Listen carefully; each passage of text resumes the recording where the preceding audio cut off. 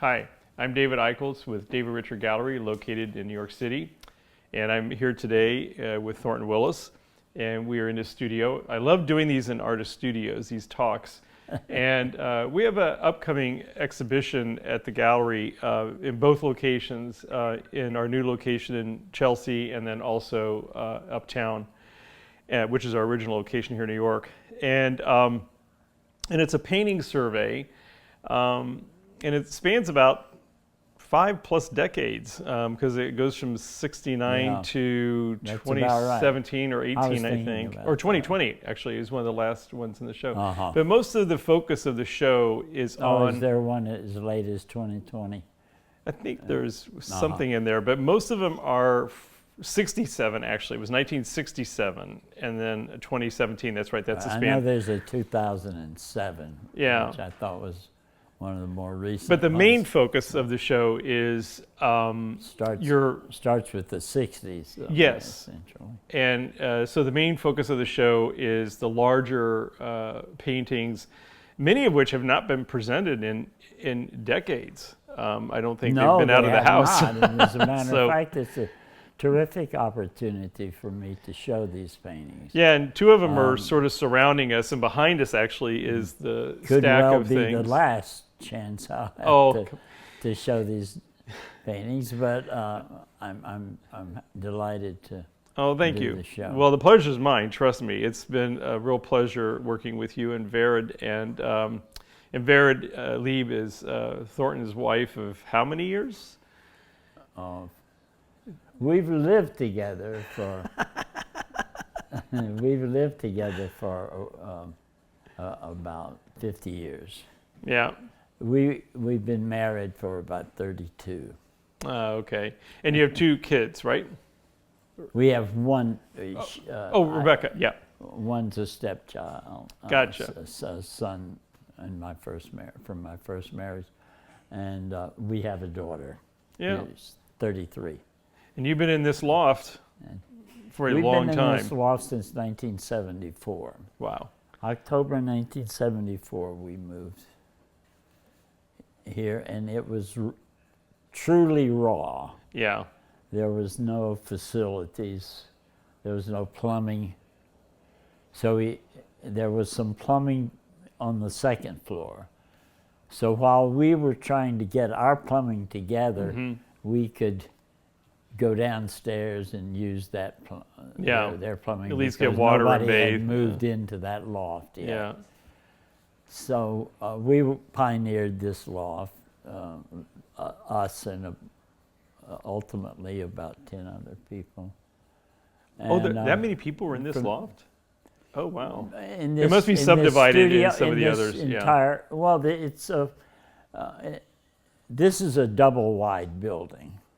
I wondered This is a 50-foot wide building. Most of these in this neighborhood, in this area, are 25-footers about. Some of them less. Like my space is like that. The Donald Judd building, that building must be about 17 feet wide. Yeah. So. Yeah. This is 50 feet wide. Yeah. And it goes all the way back to the, there's an alleyway. Yeah. Back we're in half of the loft of the floor, and then there's another. Oh, so that's how you had so many tenants. Okay, I didn't realize it went back that way. Okay. So it's a big big building. So this really is. So most of the floors had 2 tenants. Gotcha. Well, this is pretty good size. That's changed somewhat over the years. So your living apartment is really over on that other side that we're looking into, and this right here has really been your studio. This is my studio, which is convenient for me. And my location is First Texas. This is 87. I don't work out of my home. This is 87. That's 85 where I live. Right. Just step across where Ruben's sitting. Ruben is sitting, and it's 85. He's sitting in 85, and there he's standing in 85. Well, you've been interviewed a lot. A lot's been written about you. Julie Karabenek, who unfortunately passed away, Yes, who very founded sorry. Geoform, and I met Julie a long time ago, and I've shown her work and exhibit her paintings. And she does these great interviews because she manages to get you guys who are soft-spoken and like you. She manages to get a lot of information out. So that Geoform interview has a lot of great things in it, which is also in your book. It got reproduced in your book, which was really nice. Yeah, we did that over quite a long period of time. We spoke once a week, I believe it was. Oh yeah, she holds you to task. Yeah. We spoke over the phone. And she gives you homework too. Yeah. But no, it's very rewarding documentation, and it's very good, especially for people like me who really love art history and love writing about artists and artists' work. Mm-hmm. And I really always focus on the art and let the work speak to me and inform my opinions, which is interesting because I think that's actually something that Mel Price also told you, is to let the work speak to you and move where the work takes you. Follow the work. Yeah. Follow where it takes you, kind of, in a sense. Yeah.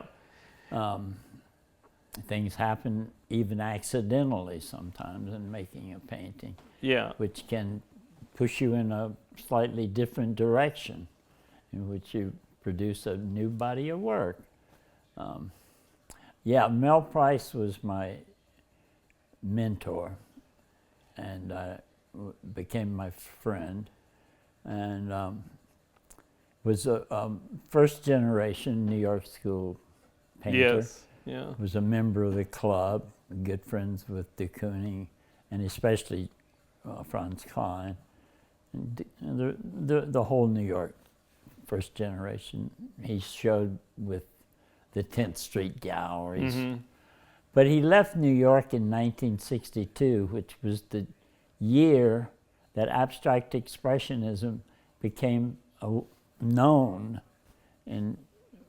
outside of New York.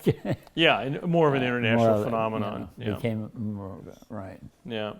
And he left to take a teaching job in Philadelphia and ended up down south. In Tuscaloosa, right? In Tuscaloosa, that's where I studied with him, yeah. So you were very fortunate that I went there to meet him and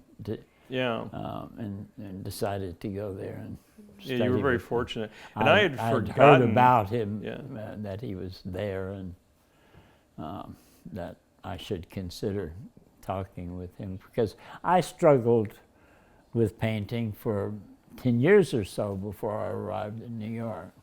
Right.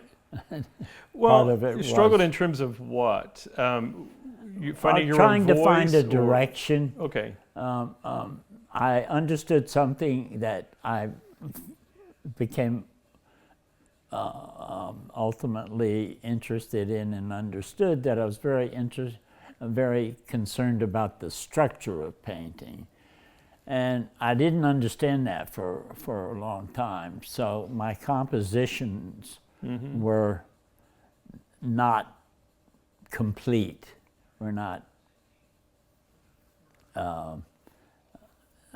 as complete as I would like for them to be, for the most part.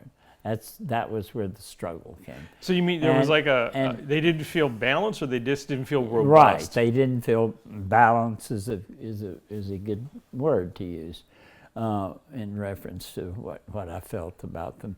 And it wasn't until I made those wall, I call them wall paintings. The slats. Which you have a photograph of that. In fact, I don't know if he can turn the camera, but the one in the corner there. That's the smaller one. A small slat. Most of them were quite large. And yes, most of them were larger. And there's one of the really large ones in the Whitney collection, correct? Yes, one very, very large painting. Very large red one. And we're going to have a large red one in the exhibition as well. And I think it's 103 by 108 inches. Yeah. But there are some that went up to 130, and Yeah, those were rare. And to for get those that of you who are familiar with Soho lofts, you're probably wondering, well, how in the world do they get those out? Well, that's what's going to happen tomorrow, is we're going to start folding these. You have And, to plan. That's yeah. one of the first things you do when you move into a loft. Is how do I get it out? I'm talking. I'm an old man now. I'm talking when I was a young man. When I moved down here, that was one of the first things you decided is how to get the. You knew how big you were going to work, and you knew you could fold them, of course, and make sure you can get them down to the street, that you don't. Because you didn't really have an elevator back then. Have to take them off the stretcher bar. Yeah. I mean, that's ultimately you can do that. Oh yeah, we've done that before with a lot of ones of Tom Downing and people like that were just so Oh huge. yeah, sure. And when you send them. But you're a little bit of an engineer, and you figured out a way with most of yours how to use cutting the stretcher bars and then putting them together with a mending plate. I didn't figure that out. But that was passed on. It was being done by that's why it's good to be in New York, right, where all the other artists are. One of the reasons I came to New York is to learn where painting was happening. Yeah, it was definitely happening here. And it was sort of happening, but it was also under siege. It seems like everybody was saying painting's dead shortly after you got here. Well, yeah, and that's been going on for decades. Even before I got here, Andy Warhol, I think, said that, and everybody went around saying painting's dead. I said, okay, painting's dead. And I got to New York, and it wasn't dead at all. It wasn't dead. It was quite alive, as a matter of fact. And it still is. And still is. It's still a very vibrant form that so many artists gravitate to. In terms of being popular among collectors or whatever, it comes and goes. But painting's there. It's always there. And it's been around for a long time, I suppose. I mean, I don't know when it began, but it's a long time ago. But the one thing I think in your paintings, I mean, you have a very distinct style. Style's not a good word. You have a distinct look in your paintings. You are, even though you have different imagery, there's a consistency. Right. And part of it is, I think, my opinion, is you love color and you love applying paint. You're right. And the love of applying paint is very obvious in your work. I mean, your process is so revealed. Right. And it even has though become even more so as my, yes. Right. And we're sitting in front of several and looking at them, it's really interesting because they read as hard edge. They read as very geometric. They do. But yet, but they're really they not. are so painterly.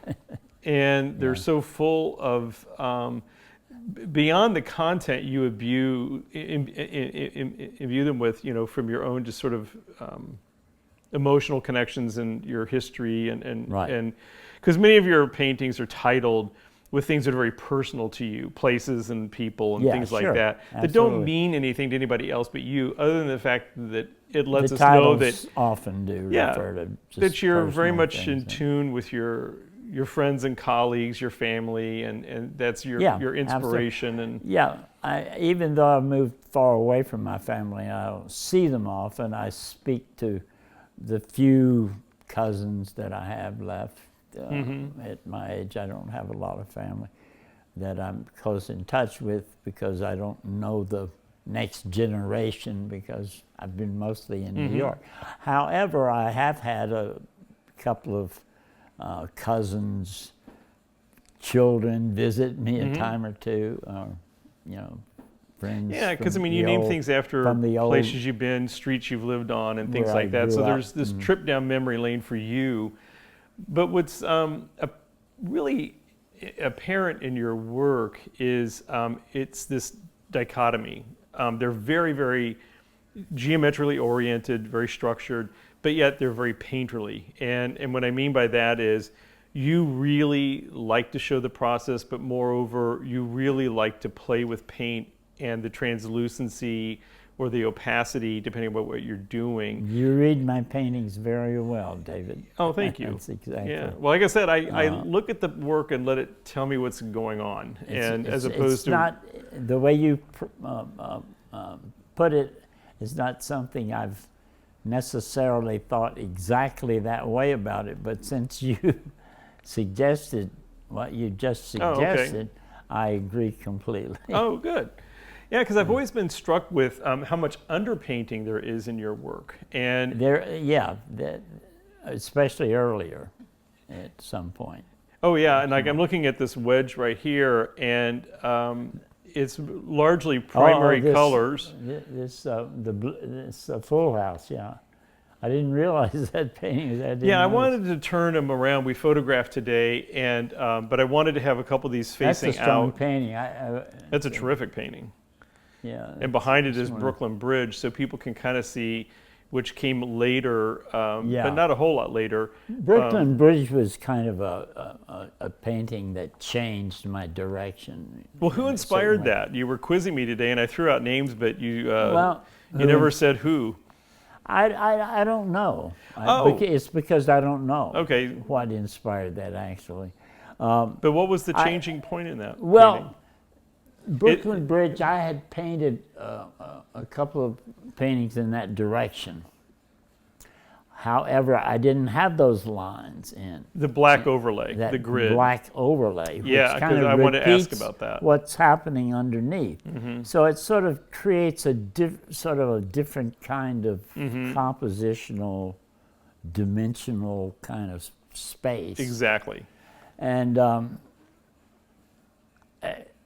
it changed in the sense that I started to use those black lines for a slightly different purpose later, but this was the genesis of it. Genesis. Interesting. Okay, so that's a really pivotal piece. I did not know that when we selected that one, and so that brings me to the reason why I started mentioning about the sort of painterliness is because within your geometric objects, what happens is there's a painting within those shapes, those forms.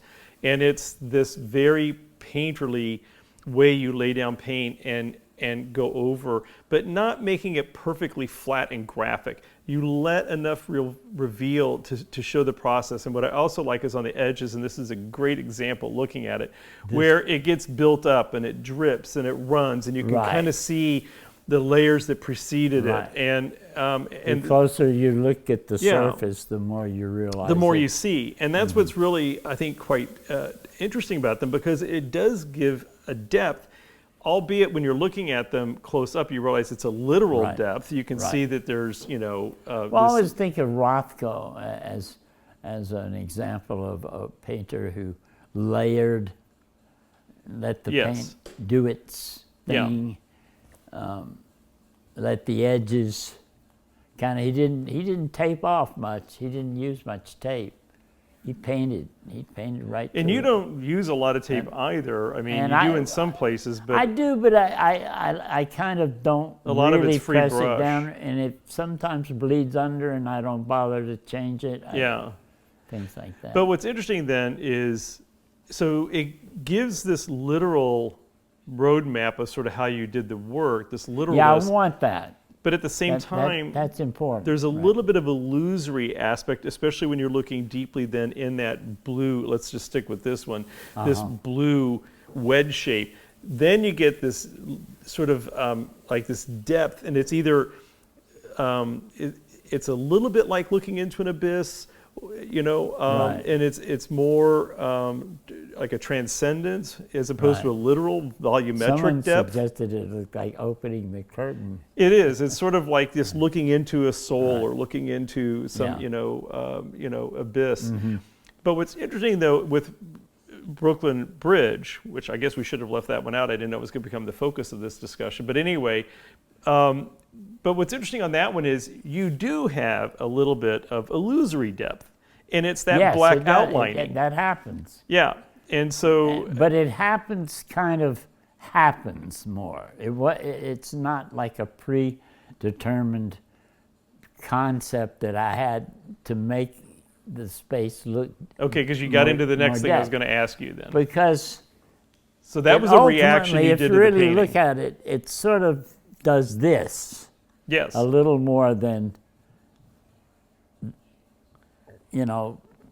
create it. Sort of bounces back and Yeah, forth. it's a little more And vibrational. that sort of, interested me, just the activity of the surface. Whereas in some ways, this is more atmospheric.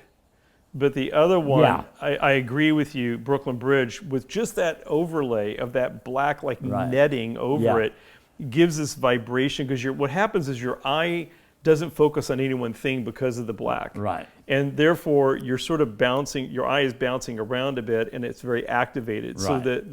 that one wedge Right. that you have in there, that one triangle with that sort of shaded gray, it's sort of center left, is the only thing that that's of the shapes that's actually volumetric looking. The zigzag. Yeah, it's the Right, only with thing the in blue there. on the left. Yeah, and Yeah. it's the only thing that looks quasi-volumetric, but yet the painting reads volumetric. It reads like, Right. there's this physical There's depth. almost a kind of color ground. That, Yeah, and it's very interesting. And so and- you're saying that black overlay was a last step reaction. That was a last step reaction. So do you think that's what Mel Price was telling you? I think he told me. You think that was his lesson? I mean, to look at when you That look at was paintings, one- is one of- then certainly you've got to one of them. resolve it yourself somehow. I got a lot of lessons from Mel, I think, and That was a bold one move. of them was not to drink so much. Did you listen to that one? I did. Oh, good. I did. Although there were times when I didn't, and I should have. But no, I'm pretty good with. I have no problem with. Yeah, no, it helps you stay sharp and alert. Mel was a terrific painter, a wonderful painter.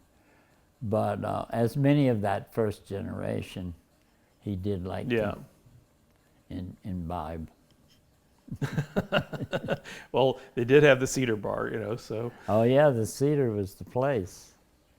Did they meet there sometimes? The club, I think they might have even met I there. think they did. I mean, Cedar Bar sort of dominates the sort of documentation on them, it seems like at Absolutely. times. Certain of them, like when Klein you read and any of those biographies, Yeah. the Cedar's always part of the front and center. scene, right? But that's the interesting thing about your work is you loved abstract expressionism, but yet for many people who don't know. Well, it was the only thing I'd ever really looked at as painting. I mean, I'd seen things people had, neighbors had things. Right. And I thought, well, that's painting. I'm not too interested. But when I started to become aware of the abstract expressionist, which was kind of like late 50s. Yeah, definitely. I guess started to see reproductions primarily. Although I did go to New Orleans occasionally and traveling show. I saw a traveling show of Hans Hofmann at the New Orleans Museum once.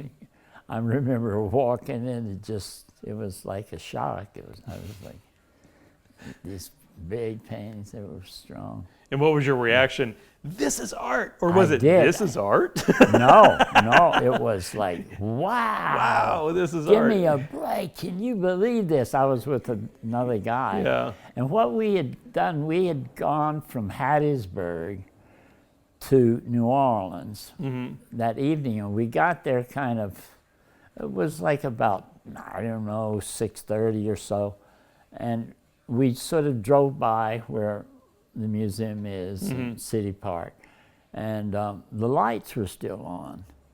And he said, wow, and there were some cars parked out there. And he said, wow, looks like maybe it's still open. So we drove up and we walked in, and immediately that was my reaction. He was a little more reserved than I was, but he was he took me there to see it. He was a teacher of mine in undergraduate school. Oh, okay. His name was Vernon Merrifield. And he just unfortunately never got really out of the South. He's missed some of the things that he could have experienced, Yeah. possibly. But you know, people, his health wasn't that good. Anyway, we were both excited about the show, and then someone came out real quick and said, "Shh, shh, shh." We had it it was a board meeting. Oh. And so they were open. They had the lights on Right. downstairs. And anyway, we saw the show the next day, and it was an exciting show. But the one thing that I think, and you've commented before in some interviews, is you're this sort of interesting combination of abstract expressionism in terms of the way you like to paint and lay down paint and sort of move it and kind of respond to the paint itself and the brush marks and the mark. But then you love to have everything sort of organized and structured because of your interest in architecture. Like Ken Nolan, Morris Lewis, people like that. The whole Washington Color School interested me to a great extent. Yeah, I know you mentioned about Nolan before. Yeah, the targets and Gene Davis. I met Nolan once, and it was he was a very interesting man. Oh, good. Just came. I had a space around the corner on Spring Street, 119 Spring Street, and I knew this family, Gayfords. They were real estate people. Oh, uh-huh. And one of the daughters was trying to work toward painting, and she asked me if she could use my studio to show some paintings for a couple of days, I think 2 days or 3 days. And she wanted to invite some people over to see the show.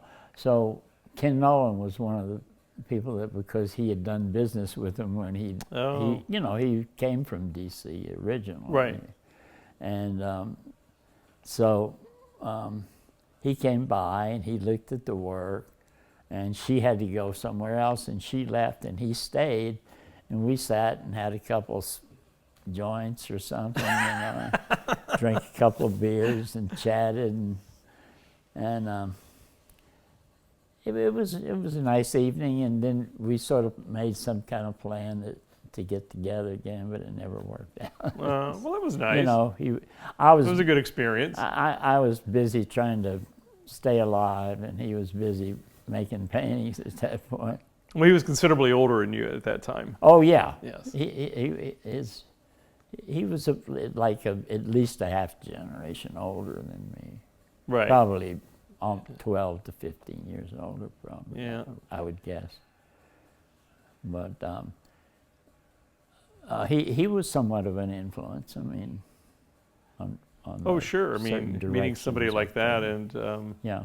But that's another thing, though. I mean, the geometry seems to come out of you went to study architecture, but then decided that just really wasn't for you. Yeah, I did. And then you went into transferred to the art department. I studied architecture. But it did seem to stick with you though throughout your career. I learned some things in architecture though that sort of helped me. How to structure space and think about space, and so it's kind of interesting. But yet you never really went down in terms of extreme vector geometry and things like that, like the Park Place group and Dean Fleming, who you knew, who was a neighbor here in Soho, in New York, right? But yet you still used geometry, and so just for people who are not familiar, you did have what we're referring to as slats, which is basically the horizontal lines. Right. You did do sort of a structured grid, which has come back a couple times. Yeah. And in fact, you're doing them now. It sort of repeats itself, and it's very related, actually, to those early paintings. But each time you revisit something, it's got a different spin. Like now they're floating. Right, exactly. They're not anchored or running off the edge like that one. Precisely. And so this was from the earlier, first original series that you had done. And then you went into these triangles. Well, then you had the wedges and then triangles, and and the triangles have come and gone as well too. An anomaly, in a sense, because they followed the wedges, right? And because everything was, diagonal movement through the paintings, but I enjoyed making them, and I figured out kind of a system at some point, and then that's when I got less interested in them. But that's where, and then you had this series that were the steps, and then that you called sort of cityscapes, when you sort of thought about New York in terms of architecture and all the growth and everything. Right. And again, these are all just things that you've sort of moved through. But what's interesting that holds your work together is, I think, is this painterly aspect of the shapes and forms, and the fact that you reveal process. And in fact, there's one that we're putting in the show. It's I forget the name of it. Sorry, I'm blanking on it. But we also forgot about the zigzags. They were in there as well. Yeah. But the what's interesting about the one that's going to be in the show is you literally, it looks like you drew it sort of out freehand pencil, or maybe you were using a straight edge or something. But whilst you were painting it, it's full of like pedamente, where you just decided, no, I'm not going to do that. And you literally just scribbled out the line and then just put this translucent over it, and it's still there. And so, and then this one also has got these really great drips that we talked about. And that's what I think is so interesting about your work. It's this sort of conundrum, or I don't know if conundrum is the right word. It's there's no illusion about how you do it. The drips and the splats you don't fuss about. No. You're fine with it, because it sort of reveals process. What happens with the drips, people ask me sometimes what happens with those? And I say, well, some of them I look at them and I like the way they look, and I leave them there. Sometimes I look at them and I don't like the way they look, and I just take a paper towel and wet it and wipe it off. It's just that simple, huh? It's that simple. But it's that momentary reaction. You're responding to that absolutely. In the moment of that painting, in the context of that painting. I'm sure Jackson Pollock made paintings that, he swirled around. He wasn't really a drip painter. Oftentimes people refer to him as a drip painter, but he didn't really drip. He flung the paint. He was an aerial painter, and I'm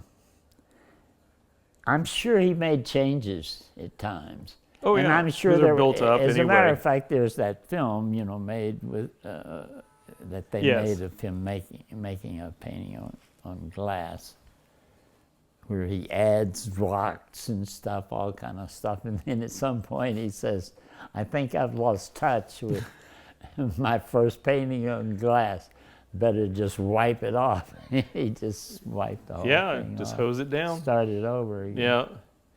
But what's interesting is that you're not illusory about that, but yet there's this depth that you like to play with through color and the brush strokes, and that translucent layer over layer that achieves two things. It gives you that depth like we've talked about, but it continues to keep the process transparent, literally, to the viewer. You do something, and then you go from there and do the next thing. But what that sort of begs for me, especially even looking at this painting here, is there's the hint of the orange.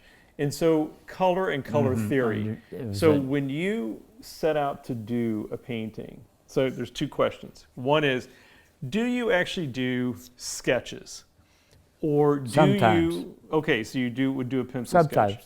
And do you predetermine the color palette? I've got a stack of sketchbooks over there now. You could run through. And But are they literal? I mean, are they one to one? I might or might not ultimately. I mean, look, let's face it, I'm not a young man, so I'm not going to probably accomplish some things that I would hope to if I lived longer than Right. I So probably you have more will. drawings than you do So, paintings. you know, yeah, I do, right. Sure. And oftentimes the drawings do lead to the painting, to painting ultimately. Right. But you have a drawing practice that you just do constantly because it's your thinking process Yeah.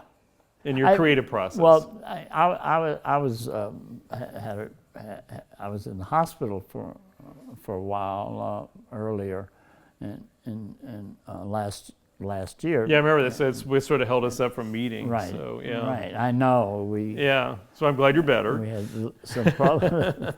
I am too, and the first thing I did when I got back after I felt well enough to start trying to work, I made a lot of work on paper. But I noticed a lot of those are pencil. So do you think about color when you're sketching, or when Well, do you make the color sometimes those decision? are just really just quick ideas for something Right. like that. Maybe I'm thinking about how would this look right now. I mean, it depends on what at this juncture.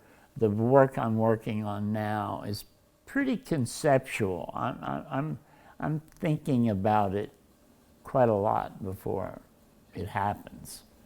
Whereas also other including times the- I just start and see what happens next, and eventually usually it's sort of related to what I had done previously, immediate. But maybe just a before. different spin or twist on it. Slightly different spin. But when does the color decision come in your process to make to what the palette's going to be? It's absolutely intuitive. I wondered about that. Okay, so you don't really, when you're drawing and sketching them out, you're looking more for composition Yeah. and not necessarily palette. So then your palette decision really begins, you've sketched it out on the canvas and then you're looking at the paint and you're like going, blue, here we go. Yeah, Okay, oftentimes. interesting. And so do you think a lot about color and color theory, color interactions? I don't think about color theory at all. I Okay. know that it's there. I know a little. You tend to like primary know a colors little for bit sure. about what they are after, and I think ultimately we arrive at the same place. Interesting. I mean, Gabrielle Everett's, who was teaches at Hunter and teaches color theory. I know her well. We're good friends, and she and her husband own a painting of mine. Yeah, Andrew, And he's the an last architect. time I visited them, Andrew's a fun man. We were quite good friends for a while there. I mean, I sort of lost touch with him recently, or I think they moved more to Long recently. Island or something. Just but, you yeah. know, just my schedule and his schedule. Sure. But yeah, I like Andrew very much. But did you take a particular color theory class at all when you were like studying that? I never took a color theory class. Color theory was not offered in any school. I went to undergraduate school to University of Southern Mississippi, was just about the cheapest school you could find. I was going to school on the GI Bill, and then I went to University of Alabama to study with Mel Price for grad school, and I don't know, remember what we were. No, I was just curious about you because you love color and you're known as a color painter and color abstraction, and but I realize we've never talked about it before. Yeah. And I noticed that you have somewhat groups of palettes that you revisit at times, but they vary quite a bit. And so, but I know you like primary colors a lot, and then you'll augment with like orange or green or some other secondary color or something.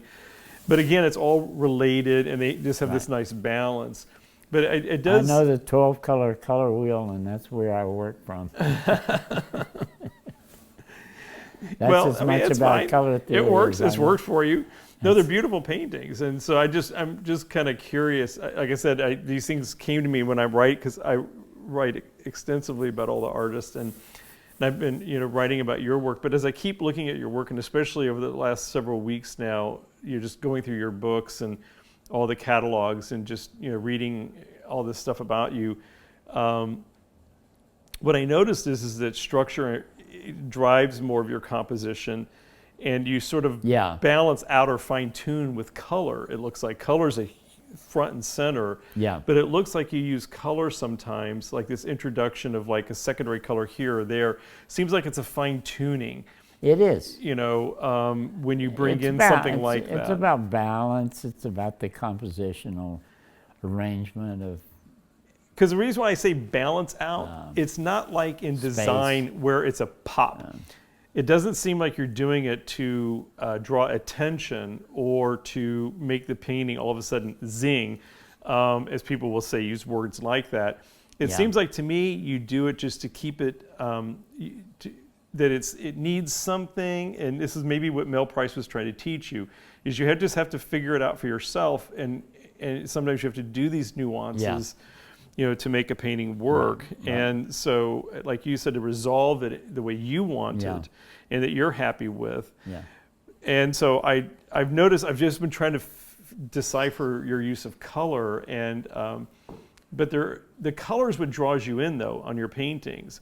And then as you start looking at the paintings, the next thing I notice is the compositions and the elements of the composition. Right. And there's sort of these layers of the way you think through paintings. But what's interesting is what stands out first is the last thing you decide, which is color. Right. The thing I find that I look at next is the structure and that composition, which is the first thing it sounds like you think about before you even get started. It is, in a sense, and then the color kind of happens and follows out of it. Yeah, falls out of it. Does season affect your? So I'm just trying to figure out, like, throughout the year, do different seasons or things? No, different things not motivate at you this differently. point in my life. It might have it earlier on. At this point, I'm mostly if I'm feeling strong enough, I'm in the studio basically, and I don't get out a lot. I think you're incredibly active. I cannot believe, since you've gotten back, which was really what, September? August, September? No, I can't remember. July, August. Okay, you've produced a lot of paintings. You've got about 8 or 9 things going on, it looks like. So you're working on a new series. Yeah, something like that. And I think plus that's incredible. Made some work on paper, so I think you're incredibly active. I've been fairly active. Yeah, no, and they're not small. They're good-sized paintings. Yeah, I've been making this particular dimension for a little while now, for a couple of shows. Well, after moving a number of these, I'm glad you're using aluminum stretcher bars. Some of these with the oak, my God. Yeah. Well, these the ones I've been working on recently, they're 70 by 52. Yeah, they're a nice size. It's a good size. So you can grab them. Grab them. Well, you're tall. You've got big wingspan. If you're young, ready to go, like yourself. So is there something that you haven't talked about, or that people haven't asked you about your work, that you would like to make known? Is there something that? Well, I think of painting as a very spiritual endeavor. Mm-hmm. I'm not a religious person, so to speak. But you grew up in a very religious household. My father was a minister and a fundamentalist Protestant church, and so I grew up with that idea of spirituality, and so that as I realized what I was really interested in life was to make paintings, that was my passion. At some point I realized it is something that one tries to inject into the work, some part of oneself, which I believe is somehow spiritual. I read Paul Tillich. I don't know if you've ever read him much. I read him and I sort of follow him a little bit, and I'm not sure exactly what he's talking about some of the time. But I think of painting as spiritual. I guess I would say that to people. And it's the process or the end product that's for you, it's the most... It's all the whole process. Okay.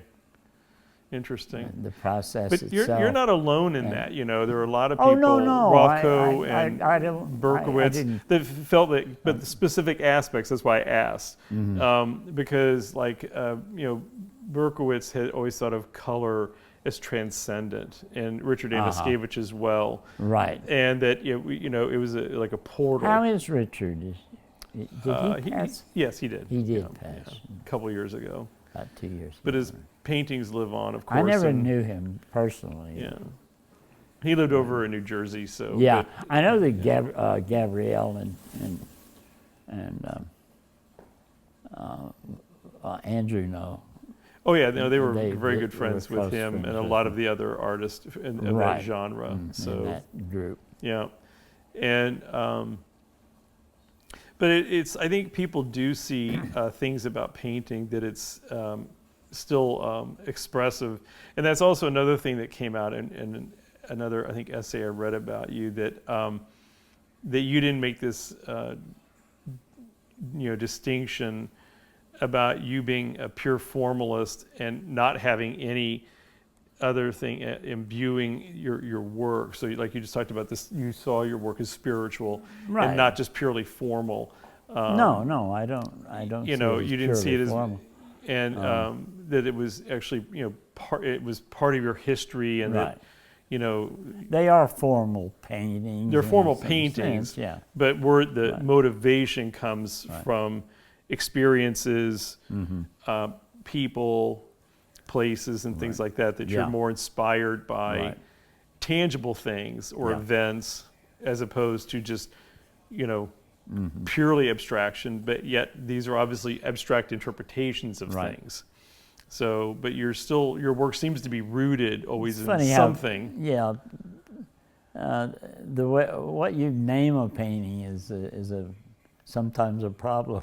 It's like naming a kid or something. It's a leading indicator. It's a- yeah. So Right. it's going to take the audience Right. down a particular path, or make them scratch their head.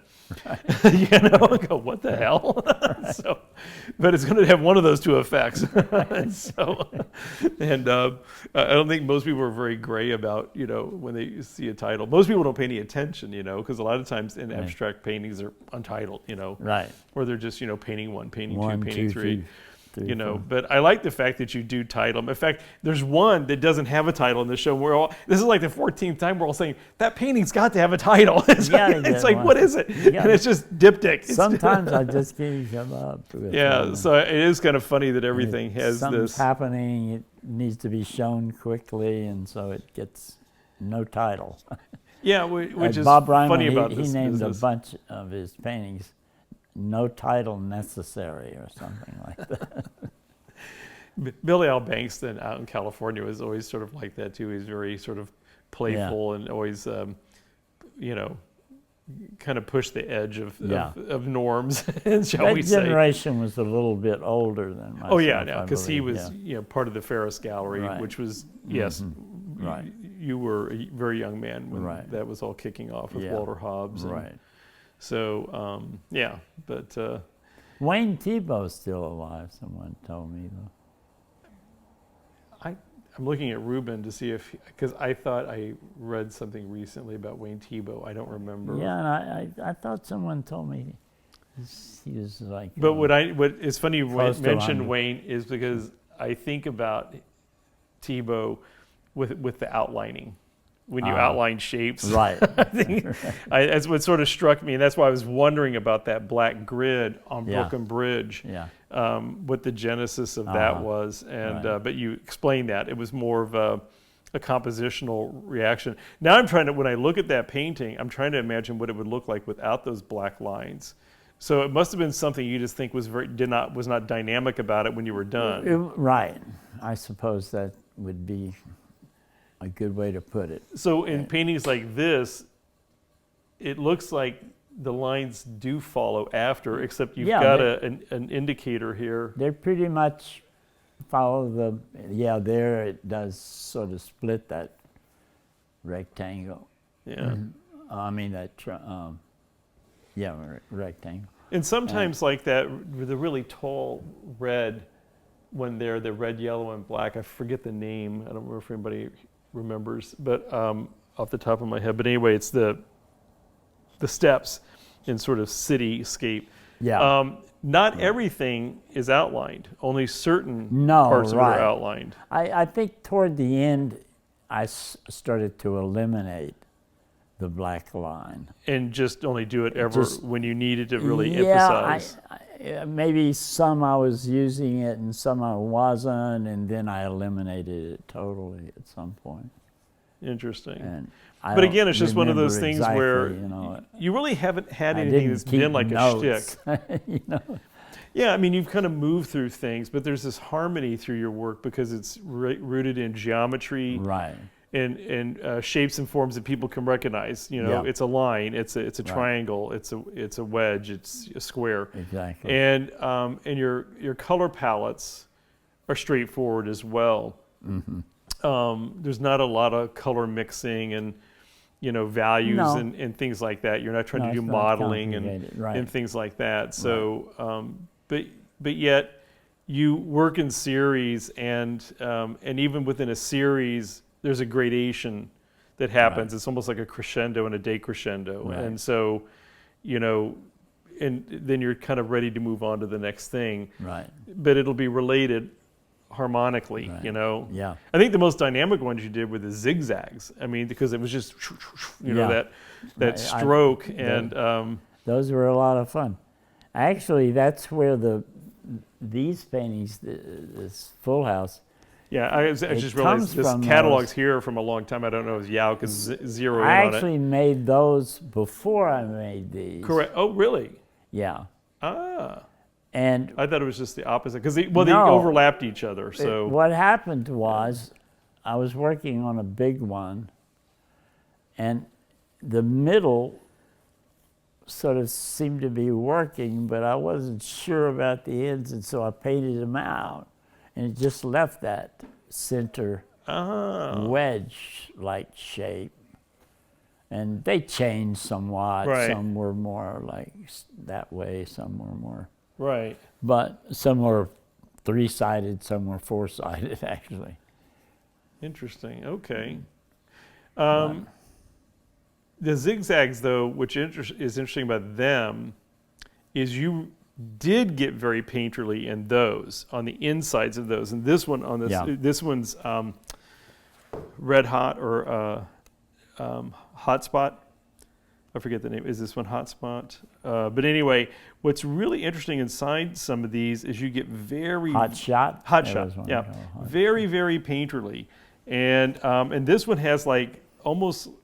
I'm assuming these are brush strokes, but they read Yeah. like pencil marks. They do kind of, yeah. Like colored pencil. Right. And this is one of the few I don't remember examples. how that kind of striation. I was wondering about it when I Even yourself, saw it huh? myself. Yeah, I was. I remember something in particular happened, but I couldn't quite put my. I didn't make that. I had a studio on Broome Street for a while, and I made that painting over there. Yeah, they're really interesting because it almost looks like oil pastels or something, and oil stick, and but they're beautifully, I wouldn't say modeled because they don't feel rounded or anything about them, but they're Right. just beautifully done on the inside. But then these just more graphic Right. blue bars, you know. Yeah. But again, what it does is I was just trying to makes activate this. that's exactly, it makes it know, more dynamic. right. It just, you know, Yeah. in fact, the man that wrote the essay in this book talked about you have a micro and a macro Right. aspect of your paintings, and he's right. When Yeah. you walk in and you see, Yeah, he like, was a pretty good writer. oh, he I wrote, thought. he was very good, and he wrote Right. rooted your work in art theory, which was interesting. Yeah, he left there and went to Iowa or someplace. Not quite New York, but No, not quite New York. But it was better than Hattiesburg. Hattiesburg, Mississippi is the deadest place you've ever been. but he's you only right get though. a what do they sell? Beer 3.2 or something like that. Oh yeah, they don't have the You full can't get a full punch of beer. punch of beer. But this one, when you walk into a gallery or studio and you'd see these, they're very graphic. And then as you get closer and closer and closer, you see that the edges are very diffused. And then as you get closer, you start seeing the drips and where you really were making a demarcation and it was coming down, Right. and you didn't bother and you left it. And so and then you start zeroing in so much on the detail of the mark making Yeah. that's hidden, or not Right. hidden, but obfuscated by just the dark color, Right. and it's not overly modeled. So there is this micro macro, and then you start looking at the yellow and you're like going, oh yeah, that's really modeled, you know. And then you see the orange, you go, oh, it must have been orange underneath there. And so Right. you're deconstructing your paintings, you Somehow know. I see that all as process. Yeah. And But you're getting to I the never heard effect of you wanted. process art. I didn't know what the heck process art was. And I met Alan Sarrett and Richard Serra and Oh, this is very much a Richard Serra type of couple effect. of those other guys. Yeah. And Gordon Mata. Yeah. And he died quite young, about 30. I think he was in his Yeah, 30s, it was 37 too bad. or Yeah. something. Yeah, Good it artist. was- and he had a twin brother that had passed away just before. Too Anyway, bad. that's another story. But anyway, I'm not sure where were we going. But No, just about the micro macro, and just, you know, Yeah. the fact that, and the, you know, underpainting and the reveal. yeah, So no, I think it's sort of your footprint in a way. It's, you know, it's Yeah. that's the thing when I look at your paintings, it gives it a distinction, and it's, you know, it's that painterliness. That's what really does it. It's your Yeah. your love of Well, the mark making, and I've always felt that they gestural. were conflicting in some way, but I was trying to put it together. You know, I was trying to make something that was sort of divided. I was trying to bring it together. Mm-hmm. And because in your opinion, how it doesn't have to be either successful or. I've been, I'm not certain. I really Well, don't. I think, you know, there were a lot of artists in New York and over the decades that, you know, conflate things that you normally wouldn't think you would do, like gestural abstraction and figuration, or something representational. Or look at Mel Yeah. Price. I mean, you know, he conflated a lot of things in He his did. paintings. Yeah. And so there was geometry, there was, you know, sort of the surrealist impact. They Right. weren't grounded, they weren't floating, they were Right. color field, you know, all in the same painting. Exactly. And so, but again, it's that he had that ability to create this harmony and balance compositions with this myriad of different I forgot ways what he of. referred to those paintings. He had something that I don't remember. There was a term he coined for that, but. Going for it. But yet you're much more disciplined in that regard than him. I mean, your compositions are consistent within a painting and in a series. Yeah. But yet you do bring in those elements of surprise and sort of painterliness, and it's very clear to see the artist's hand, which has always been important to you. so the painterly aspect and the artist's hand is the thing that I think is what holds your work together. And I know that was a little bit of a reservation or concern you had when we were putting this show together. I remember several months ago we were sitting here in the same room and we were just looking at a lot of things, and I thought, well, why don't we just do a painting survey, because there wasn't enough of any one of these to do a full-on show. No, these are sort of paintings that, you know, go back for years back, and there's one or two here and there. Yeah. But I think in the aggregate, they are very harmonic for all the reasons we've talked about. Yeah. What holds your work together is this consistency of geometry, not always the same shape or form or anything, color, the use of line, and but more importantly is just the presence of the artist's hand and this sort of reveal of process and this literalness about your work. It's this authenticity. It's like, you know, it's just like you personally. Well, I appreciate that. There's this authenticity about the way you talk, the way you know, discuss things. Yeah. You're pretty transparent. You're pretty upfront and open about things. And well, so I'm intended to be that way. That's my desire. Yeah, and you are. I think it comes across very clearly. Good. But I think that's the same thing with these paintings. They come across as very genuine, authentic expressions of what inspired you to begin a series. But what holds it together is your intuition of color. Yes, basically. Your desire to sort of structure space and organize things in a way as you approach anything, it sounds like, in your life, whether it be a painting or anything. You have sort of a structure and a plan, and you do it. What's remarkable is the fact that you became a pro golf instructor and pro golfer, well, you know, later in life. That's another story. And so I think there's all these interesting things about you. Well, I had played some golf when I was younger, so it came to me pretty easily. Well, yeah, you love sports, as I understand. Yeah, I did, and the summers I played for a while there, when I probably should have been in the studio. Well, it worked out, and sometimes you need that, right? Some guy that knew my work once on the golf course, and I think he said he owned one or something. And I was standing there bouncing the ball off of a wedge like this. And he said, "Go do some paintings." You said, after the next 9. Right. I said, soon. So, well, thank you so much for taking the time to do this. My pleasure. Yeah, it's been great. And it's really been fun being around you to pull this together. And thank you so much. We'll see a lot of you over the next couple of months. So, good. I look forward to that. And I hope you can make it to both of the openings. We're going to stagger them. I will. They're going to be a week apart. I will certainly plan to do that. And so, I hope you enjoy it. I think you will. And I'm sure. I look forward to seeing these big paintings up. Well, good. Well, no, your friends will too.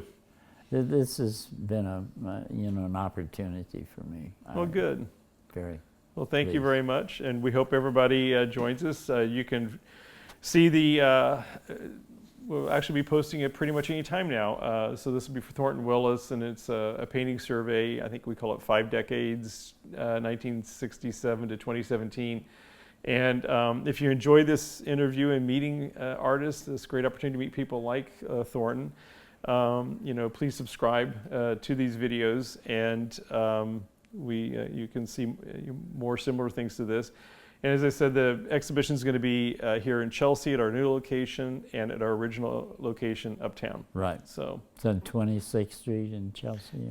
West 26th Street in Chelsea, a very famous old art building here in New York. Yeah, right. There's some galleries there. Yeah, a lot of great galleries in there. Paula Cooper's downstairs, and Mitchell Innes and Lei Long, and quite a few. Right. So hope everybody can join us, and thank you very much.